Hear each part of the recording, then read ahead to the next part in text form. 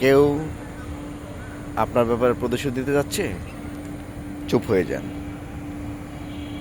কেউ আপনার সাথে কথা বলে না, চুপ হয়ে যান। কেউ আপনাকে গালি দিচ্ছে, চুপ হয়ে যান।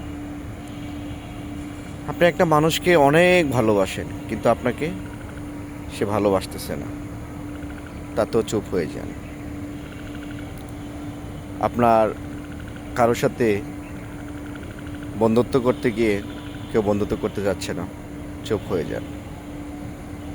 কারো কাছে টাকা পাবেন, সে টাকা দিচ্ছে না, চুপ হয়ে যান। নিরিবিলি চুপ থাকতে থাকতে আপনি যখন একটা সময় চলে আসবে, এই চুপ থাকার ভয়ঙ্কর রূপ মানুষ বুঝতে পারবে না। আপনি দেখবেন একটা সময় চুপ থাকতে থাকতে মানুষ যখন আপনাকে দেখবে যে না, ছেলেটা কেন এরকম করতেছে, ঠিক তখনই আপনার বিজয়টা আসতে শুরু হবে। আপনার বন্ধুত্ব, আপনার টাকা, আপনার ভালোবাসার মানুষ, আপনার প্রতিশোধের জ্বালা, সব কিছু দেখবেন আপনার কাছে নিকটে চলে আসতেছে। কিন্তু আপনি কখনোই কারোর উপর প্রতিশোধ নিতে যাবেন না।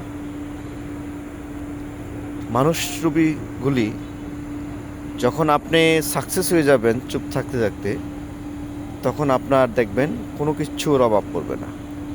এই চুপ থাকাটাই আপনার জীবনের সবচেয়ে ভালো একটা সমাধান ছিল। আপনি চুপ থেকে থেকে মানুষের জীবন থেকে সরে এমনভাবে নিজেকে প্রতিষ্ঠিত ঘরে গড়ে তুলবেন, যখন মানুষ আপনাকে প্রশংসায় ভাসিয়ে তোলে, আপনার সকল কিছু দেখবেন আপনার নিকটে চলে আসতে বাধ্য। এটাই মানুষের জীবনের সাকসেস।